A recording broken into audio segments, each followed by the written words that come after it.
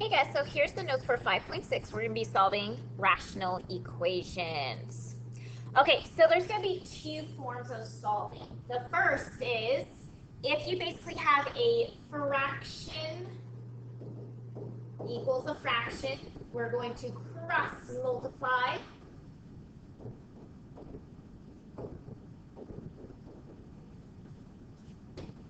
However, if you don't have a fraction equals a fraction, then what we're going to be doing is basically similar to adding and subtracting. So this is like if we have multiple terms or multiple fractions. We'll say more than two fractions.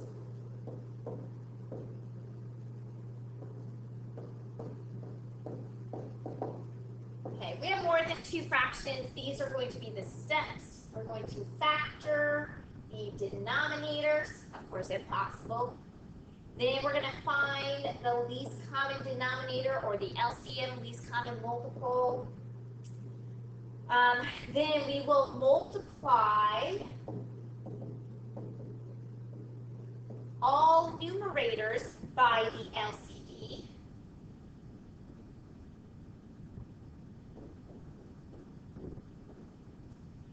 And then simplify each term if possible. Okay? And then, of course, simplify and then solve. Because that's what we're doing. Solve. Simplify to solve. Okay, so let's go ahead. We're going to do the first two, which we are going to cross multiply. So make sure you have this done. If you need to, pause the video to write this down if you need to. Okay, solve for x. We have 3 over x plus 1 equals 9 over 4x plus 5. Notice we only have a fraction equals another fraction. So this is where we're going to cross multiply. So I have 3 times our 4x plus 5 equals 9 times x plus 1. Now I go ahead and distribute. So I get 12x plus 15 equals 9x plus 9. And now I solve. I'm going to subtract 9x from both sides. And then I'm going to subtract 15 from both sides. So that's going to give me -6. And so I get x equals -2. Now, here's the thing. We do actually have to talk about what is called, of course, extraneous solutions. Because it is possible that the x value that I got, if I plug it back into the denominator, I might get 0 and I get something undefined. So we just have to check to make sure we don't have any extraneous solutions. And we actually have to check this for all rational equations. So -2. So what I'm going to do is I'm going to take -2 and plug it back. And all I care about is actually the denominators. I really don't care for the numerators. And plug it back into the x. As long as I don't get 0 in the denominator, the value works. So if I plug -2 into my first fraction, well, -2 plus 1 gives me -1. So that checks out, okay?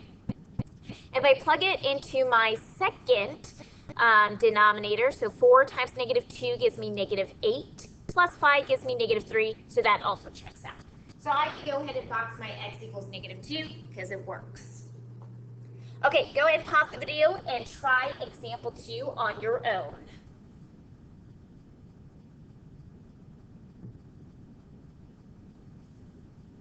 Okay, let's see what you got. So I cross multiply, so I have x times 2x plus 5 equals 11x plus 8. I distribute here, so I get 2x squared plus 5x equals 11x plus 8.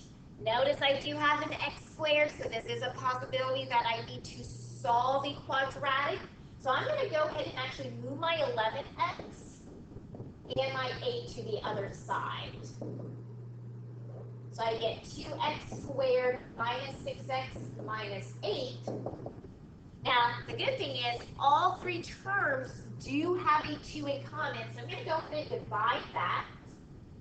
And so I'm left with x squared minus 3x minus 4. And now I factor. And I know that 4 and 1 work, so x minus 4 and x plus 1.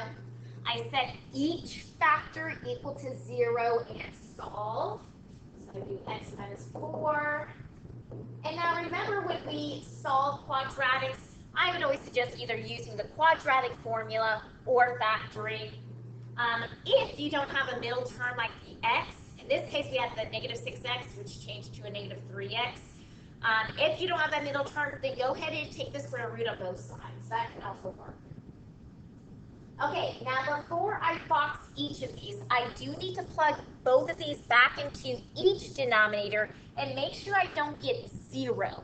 Because remember, if we get ever 0 in the denominator, it actually makes that fraction undefined. So let's first start with a 4.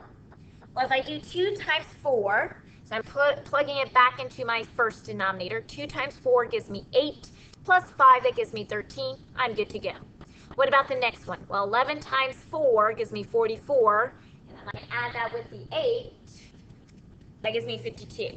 So x equals 4 is a solution. So I can go ahead and box that. But what about negative 1? Well, let me go ahead and plug that in. So 2 times negative 1 gives me negative 2. Then plus 5 gives me 3. Okay? Then 11 times negative 1, that gives me negative 11 plus 8, which gives me negative 3. So since I don't get 0 in the denominator, x equals negative 1 also checks out. So I have 2 solutions for this problem.